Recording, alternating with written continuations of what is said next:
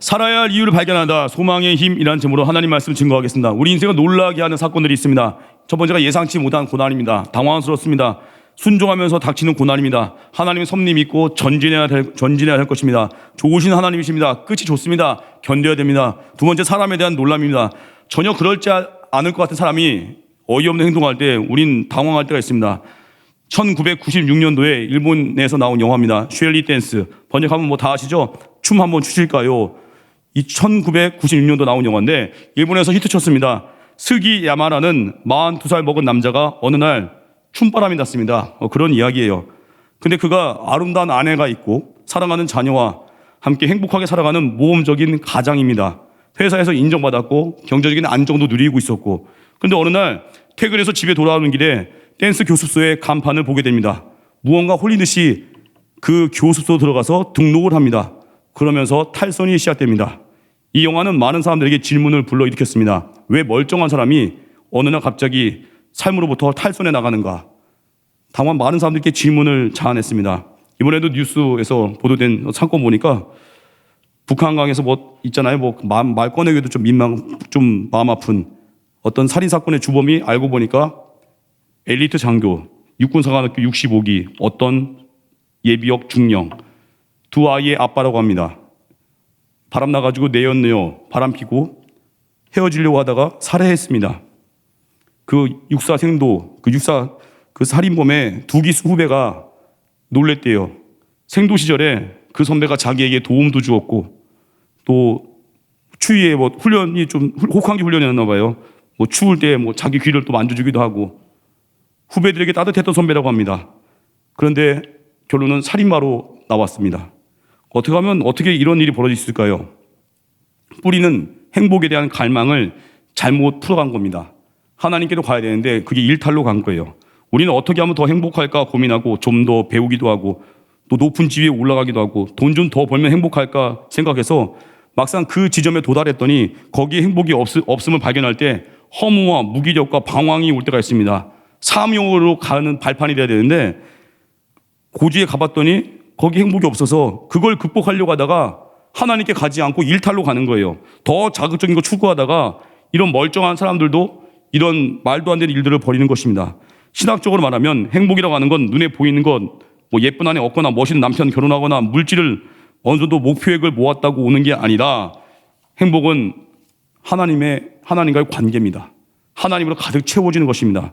하나님께서는 중년이 되었는 사람들에게 가치 있는 생을 살게 하기 위해서 모든 인생에게 질문 던집니다.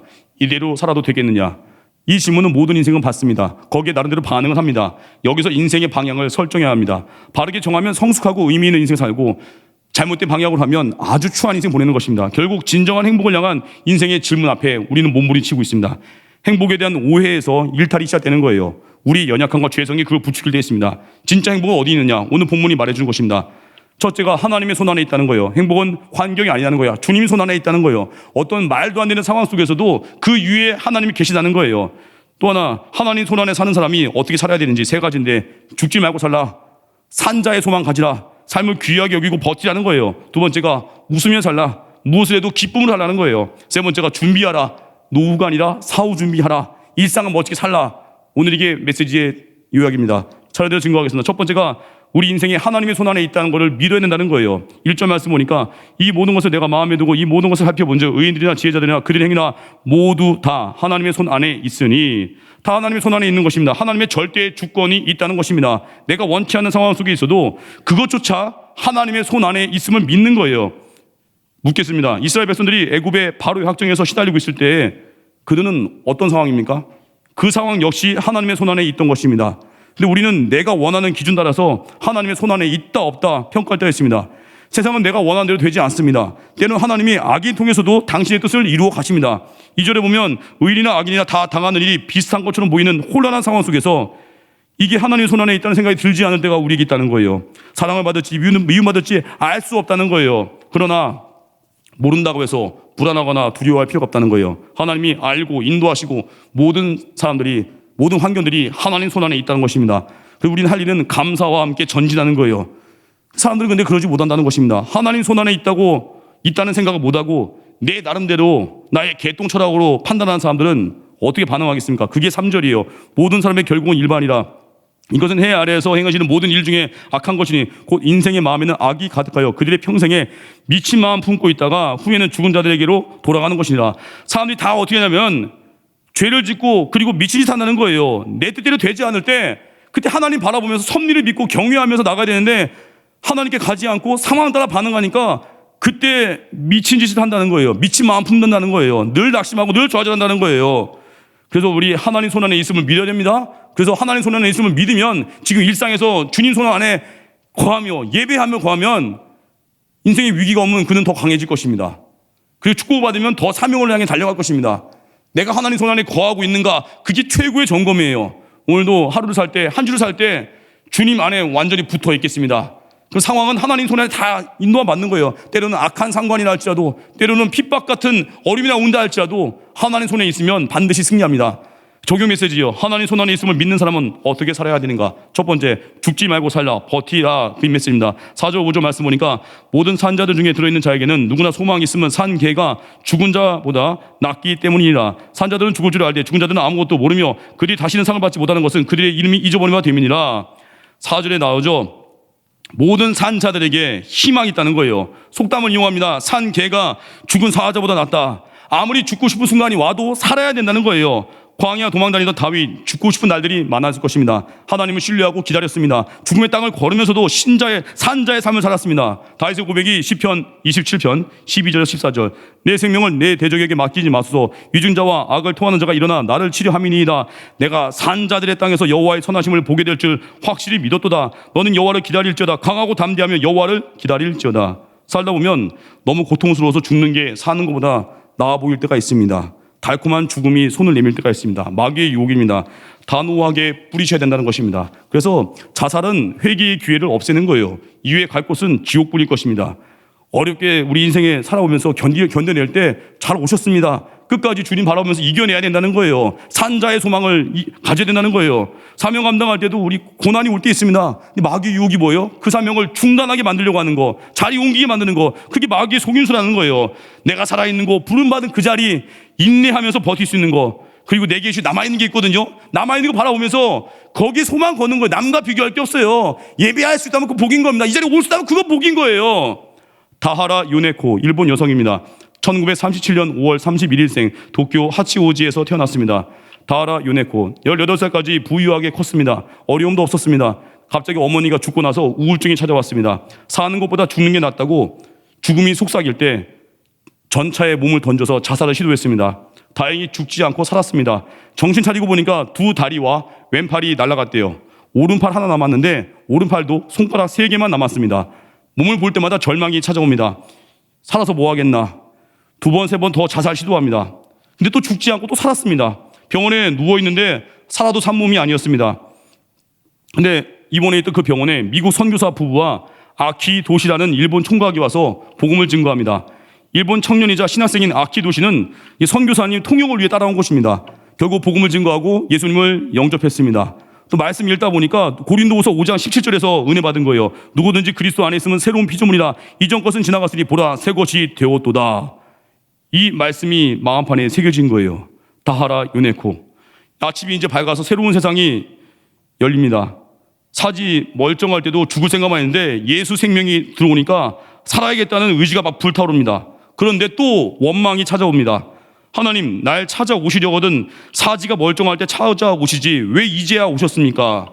우리도 그럴 때 있죠. 하나님, 좀 더 내 인생 젊을 때 찾아오셔서 내 인생 헌신을 좀 빨리 하게 하시지 왜 이제 늦음하기 나를 쓰십니까? 우리도 탄식할 때 있잖아요.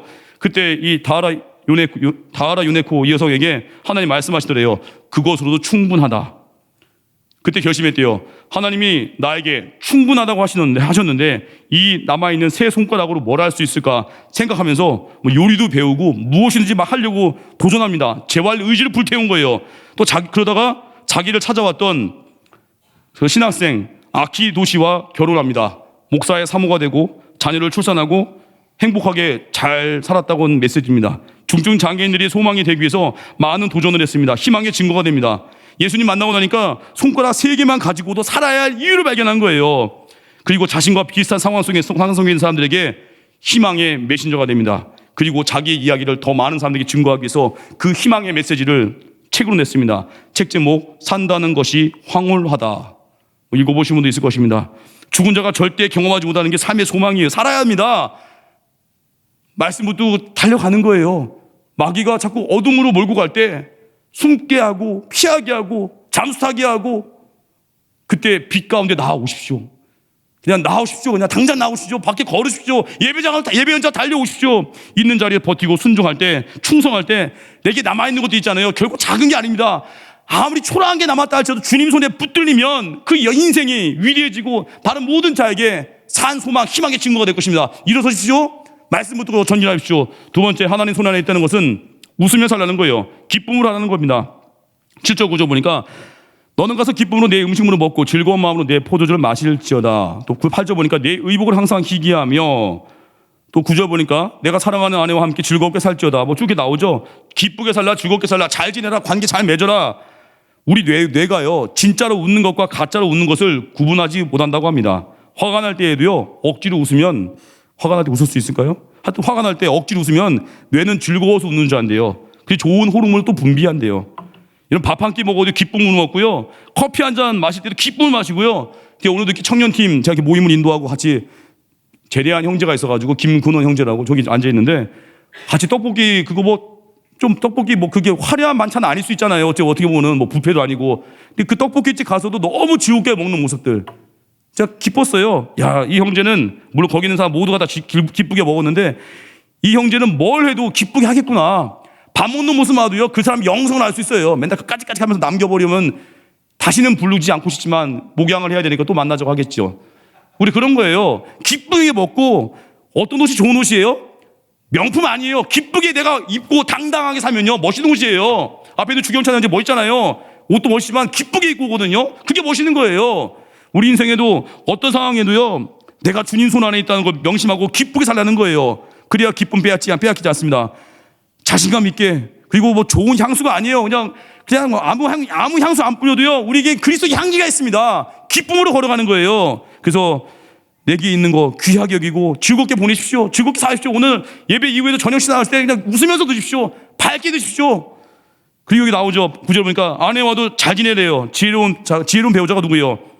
기도해 줄 수 있는 사람, 용납할 수 있는 사람. 근데 가정마다 맨날 선악과만 따먹으니까 잘잘못 따지고 무너진다는 거예요. 기도해주는 배우자가 되고, 축복해주는 배우자가 되고, 용납해주는 사람이 되고, 아내의 허물이 보일 때, 아, 이건 나보고 도우라고 그 허물 보이는 거구나, 도와주는 거예요. 저는 허준호 씨가, 이분이 원래 예수 안 믿던 사람인데 윤복희 권사님의 중보기도로 예수님 믿게 되고 나서 또 이제 예수님 믿는 사람과 결혼까지 했잖아요. 저 허준호 씨 제가 옛날에 한번 설교 때 한번 소개한 적이 있을 것입니다. 허준호 씨 하면 여러분 떠오르는 영화가 있습니까? 저는 실미도 거기 영화 너무 떠올라요. 거기서 조중사 역할을 했는데 참 까칠한 교관이지만 사랑 많은 간부였습니다. 그 위에서 작전 명령 떨어지죠. 잘 훈련시킨 병사들 처리하라 할 때 그 명령에 분노하잖아요. 아니, 우리 부하들, 자기 새끼같이 여긴 거예요. 그리고 부하들 사살하라는 그 명령이 떨어질 때 외치잖아요. 제 부하들입니다. 무장공비 아닙니다. 그 영화 실미도 그 감동, 조중사 허준호 씨 참 연기 잘하는데, 이 허준호 씨가요 3년 전 제42회 청룡 영화상 나무조연상을 수상했습니다. 영화 모가디슈라는 영화로 나무조연상 수상한 후에 그 소감이 참 감동이에요. 제가 오늘 예배 끝나고 올려드릴 건데 참 감동이 있습니다. 거기에 굉장히 농축된 인사이트가 있어요. 그 내용이 수상 소감입니다. 허준호 씨 이렇게 말합니다. 계속 기적을 일으켜주시는 하나님께 먼저 감사드립니다. 하나님에 대한 찬양. 그 다음 매번 기도로 저를 이끌어주는 저희 가족 나중에 인사드릴게요 하고 손을 흔들더라고요. 그 다음 얘기합니다. 제가 좀 살았습니다. 살다 보니까 행복한 순간들이 소중해지는데요. 작품하면서 행복한 순간들이 간혹 있긴 했는데 2019년도에 행복한 작품 만났습니다. 류승환이라는 사람이 아무것도 없이 해달라는 믿음 하나로 달려갔는데 거기 있는 배우들, 가방 갖다주는 막내, 소풍 6가지 모두 행복하게 모가디슈에서 그 위험한 작품을 한 명도 다치지 않고 행복하게 했습니다. 꿈에 그리던 현장이었습니다. 한국 영화가 너무 발전한다는 얘기는 들었지만 저는 공백 기간이 있어서 그 경험을 아주 벅차게 했거든요. 그 다음 참 내용이 와닿았어요. 이 행복한 작품이 기록이 아닌 기억으로 남을 수 있다는 것에 감사드리고, 기록이 아니라 기억. 오늘도 하루만 즐기겠습니다. 대단하죠. 하루만 즐기고 그에게는 뭐가 있어요? 표대. 저 그게 확 꽂히더라고요. 아, 이 허준호 씨에는 표대가 있구나. 하루만 즐기겠대요. 몇 년 죽고 먹는 게 아니라 오늘 하루의 기쁨, 오늘로 기뻐하고 다음을 향해 달려간다는 거. 그 다음 말, 더 이상 즐기진 않고 좋은 연기 보이고 다시는 사고 안 치는 배우 되겠습니다. 감사합니다. 마지막 부분에서 사람들이 약간 웃더라고요. 다시는 사고 안 친다고. 그 약함을 이제 토로할 수 있죠. 약함을 오픈할 수 있을 정도로 그에게는 상처가 치유된 거예요. 그의 과거를 말할 수 있는 거예요. 더 이상 상처받지 않은 사람 같이. 이게 복음의 위력입니다. 저는 그 소감 연설문이 한편의 설교문 같았습니다. 감독에 대한 믿음 하나로 달려갔대요. 도전정신. 이 시대가 모험심이 없잖아요. 우리는 모험하기 위해서 태어났습니다. 말씀부터 모험이에요. 생육 번성 충만 다스리라. 거기에 모험이 들어가는 거거든요. 모험해야 됩니다. 말씀부터 도전하는 거예요. 감독에 대한 믿음 하나로 달려갔대잖아요. 그리고 위험한 작품을 한 명도 안 다치고 소화했대잖아요. 한 명 한 명에 대한 소중한 마음들. 그리고 기록이 아닌 기억으로 남는다는 거. 우리 인생의 의미를 살면요, 기억이 남습니다. 선교 같은 거 기억나죠? 대일학교에 저도 10년 전에 풍선당 갔었는데 그때 채가와 자매랑 그 부모님 만났었거든요. 벌써 10년 전 일이에요. 이제 또 개척을 해서 대일학교에서 사역을 하게 되고 다 기억이 나요. 그때 10년 전에 풍선당에서 했던 사역들. 왜요? 의미로 사역했거든요. 그리고 기억나는 거예요. 그리고 오늘 하루만 즐기겠습니다. 다음 표대를 향해서 더 이상 사고 안 치겠습니다. 약함을 고백하면서 주님 안에 거하는 자신감. 우리 모두는 하나님 손 안에 있습니다. 작은 거 하나도 소중함으로 감당하십시오. 은혜 받아서 흘려보내시고 다음 표대를 향해서 달려가십시오. 우리는 월요병 없습니다. 우리는 늘 설레이는 거예요. 내일은 누굴 건질까? 누굴 살릴까? 누구에게 복음을 증거할까? 어떤 희생을 할까? 어떻게 죽어질까? 어떻게 썩어질까? 예수 믿는 자는 무력할 수 없습니다. 그게 은혜의 사람이에요. 세 번째, 준비하라는 겁니다. 12절 보니까 분명히 사람은 자기의 시기도 알지 못하나니 물고기들이 재난의 그물에 걸리고 새들이 올무에 걸린 같이 인생들도 재앙의 날이 그들에게 혼연히 임하면 거기에 걸리느니라. 전도자가 말합니다. 물고기가 그물에 걸리고 새들이 올무에 갑자기 걸리듯 인생들에게도 재앙의 날이 호련히 임한다는 거예요. 마지막 때를 준비하라는 겁니다. 제일 중요한 준비가 뭐예요? 요즘 이번에 수능문 학생도 있지만 제일 중요한 게 뭐예요? 앞에 있는 과제예요? 수능이에요? 대학 입시? 취업? 결혼? 아닙니다. 그 끝을 바라보면서 끝에서부터 지금 살아야 돼요. 천국 가는 거, 천국과 지옥, 그 갈려지는 길, 심판 앞에 섰을 때 예수님의 십자가를 믿는 믿음으로 천국행 열차 타는 거, 우리가 그거 준비해야 돼요. 천국 준비하는 것입니다. 하나님은 아무도 포기하지 않는다의 저자 박효진 장로님의 이야기입니다. 서대문 형무소에서 교도관 시절에 10명 넘는 사형수들의 마지막을 함께 했습니다. 사형수들의 마지막을 함께 보낸 거예요. 박효진 장로님. 그런데 사형수인데도 불구하고 죽음 뒤에 세상을 준비하지 않고 사는 자들이 있대요. 어느 날 장로님이 물었습니다. 아무개야, 네 준비됐냐? 그 말에 사형수가 다리가 풀리고 오줌 싸면서 울먹이더래요. 그리고 묻습니다. 와예, 내 오늘 죽는 날입니까? 장로님이 말합니다. 아니, 천국 갈 준비됐냐고 묻는 기다. 네, 준비 안 되십니다. 장로님 말합니다. 네 죽는 게 중요한 게 아니라 죽음 뒤에 지옥 가는 게 더 무서운 기다. 네 준비해라. 그 말에 이제 예수님을 영접한 사람들이 많았다고 합니다. 얼마 남지 않은 삶을 평안하게 살다가 죽음도 두려워하지 않고 마지막을 맞이한 사형수들을 많이 만났답니다. 매일의 삶 뭘 준비해야 됩니까? 노후 준비 아닙니다. 사후 준비입니다. 청년들 청년의 때에 기도로 준비해서 이 땅에 보낸 목적 있잖아요. 이번에도 제대한 김근원 형제 기도적이 뭐냐니까 청년 부흥을 꿈꾼대요. 젊은이의 부흥을 꿈꾸겠다는 거예요. 사명 아니에요? 그게 최고의 준비입니다. 뭘 준비합니까? 뭐 좋은 대학 가고 좋은 배우자 만나고 그건 다 부수적인 거예요. 먼저 그의 나라와 그의 의를 구하라. 그러면 이 모든 것을 너에게 더하시리라. 하나님 바라보면서 사명 준비하는 거, 그게 우리가 할 일입니다. 그래서 우리는 일상에 강해져야 됩니다. 영국의 종교개혁자 존 브래드포드, 피해 여왕 메리 시절에 크리스찬이한 이유로 스미스필드에서 화형을 당합니다. 화형 기둥에 묶여서 순교 기다리던 그의 옆에 동료 존 리프가 함께 묶여 있습니다. 두려움에 떨고 있는 동료에게 브래드포드가 말합니다. 편하게 있거나 형제여, 오늘 저녁에 우리 주님과 함께하는 즐거운 만찬 자리가 있을 것에 어떻게 이렇게 죽음 앞에서 평안할까요? 일상의 힘입니다. 이 존 브래드포드는요, 이른 아침에 길을 걸을 때면 긴 어둠의 때를 지나 맞이하게 될 가장 빛날 영원한 부활의 아침을 떠올렸대요. 해를 볼 때마다 빛 대신 주님을 생각하며 찬양했다고 합니다. 일어날 때마다 어떻게 그리스도께서 우리를 일으키셨는지 생각하고 옷을 갈아입을 때면 이랬대요. 주님, 제가 주님으로 옷 입게 해주세요 라고 기도했대요. 식사를 할 때면 그리스도의 몸을 먹는 것을 기억하고, 일 마치고 집으로 돌아올 때면 가장 평안하고도 행복한 우리의 영원한 집으로 돌아가는 기쁨을 떠올렸대요. 매일의 삶 가운데 주님을 묵상하고 기도했던 삶, 찬양하는 삶, 우리에게 적용은 뭐예요? 매일 주님과 동행할 수 있는 거, 새벽 예배할 수 있는 그 영성, 그게 파워라는 것입니다. 이번에 어떤 집사님과 함께 식사를 했습니다. 그 집사님 뭐 이름을 언급하지 않겠지만 그런 고난을 들었습니다. 오래전에 그 세대로 살았대요. 근데 집세를 못 내면 압박이 몰려온대요. 뭐 전기도 끊고 물도 끊겼는데 제일 무서운 거는요, 물이 끊기는 거래요. 물이 끊기니까 뭐 여러 가지 뭐 많은 방법, 그건 다 말할 수 없어요. 너무 마음이 아파서. 물 끊긴 채로 생활도 해봤대요. 그러다가 이제 그런 고난을 겪고 3년인가 있다가 하나님이 은혜를 주셔서 갑자기 어떤 사업하고 있는 부분에서 갑자기 큰 열매를 봐서 하여튼 꽤 많은 금액을 벌었다고 합니다. 이전의 것을 다 갚아도 넉넉히 부어주셨대요. 11조를 크게 했습니다. 감사로 헌금을 많이 했는데 마음이 허전하더래요. 뭔가 채워지지 않더래요.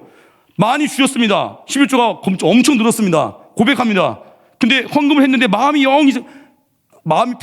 그분 표현하면 너무 이게 뭐 이상하더래요. 뭔가 허전하고. 그때 예배 드리면서 말씀을 통해서 내가 왜 허전했는지 깨달았대요. 그때 결심했대요. 말씀 듣다가 자기가 해야 될 바를 하나님이 설교 통해 주시더래요. 새벽 기도하라. 그래서 그 집사님께서 날짜가 기억나네요. 2019년도 1월 7일부터 새벽 기도를 지금까지 안 빠지고 나온대요. 그리고 항상 소득의 일정 비율을 다른 사람을 위해서 베풀기 위해서 떼어놓고 여전히 베풀고 여전히 예배하고 삶에 여전히 고난은 있다고 합니다. 만만치 않은 자리래요. 만만치 않은 삶의 현장이래요.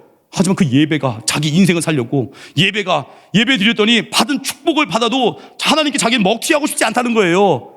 그때 2018년도에 마지막 그 한 해 보낼 때 하나님 주셨던 은혜를 잊지 않고 2019년도 1월 7일부터 새벽기도 하면서 주님과 동행하고 먹튀하지 않겠습니다. 지금도 너무나 잘 쓰임받고 있는 분인데 우리 모두가 다 하나님의 종이잖아요. 왕같은 제사장이잖아요. 일상을 주님과 동행하면 진짜 위대한 영성은 위대한 일상에서 나옵니다. 저도 설교하다 보면 느낄 때가 있어요. 언제 설교, 물론 반응은 모르겠어요. 근데 제가 느끼는 바가 있잖아요. 언제 설교에 제일 불이 붙고 제일 설교에 능력이 많은가? 저 혼자 생각이에요. 월화수목금토 정말 주님과 동행하면서 일상 속에서 치열하게 말씀을 듣고 기도하고 삶 가운데 내게 약한 자 보냈을 때 약한 자 외면하지 않고 사랑하고 한 주를 치열하게 살 때는요, 주일에 설교에 불이 붙어버려요. 파워가 있어요. 근데 한 주에 막 나태하고 게으르고 막 이러면요, 그러다가 토요일날 갑자기 정신 차려가지고 주여 설교, 물론 그래도 은혜는 주시는데 일상의 힘이 강해져야 돼요. 매일매일의 삶. 그래서 주일에 우리 모습이 한 주의 삶을 승리 가운데 그 은혜를 나누고 싶어서, 그래서 팀모임 오고 싶은 거예요. 은혜가 너무 많습니다. 오늘도 제대한 그 군호위원장 그러더라고요. 군대에서 너무 기적 같은 일이 많아서 이거 3시간 걸리는데, 제가 그랬어요. 1년치 팀모임이다. 학교 갔다 나온 뒤에 또 부어줘라. 오늘 듣는 것도 너무 은혜로웠거든요. 1년 동안 계속 부어달라고 했어요, 제가.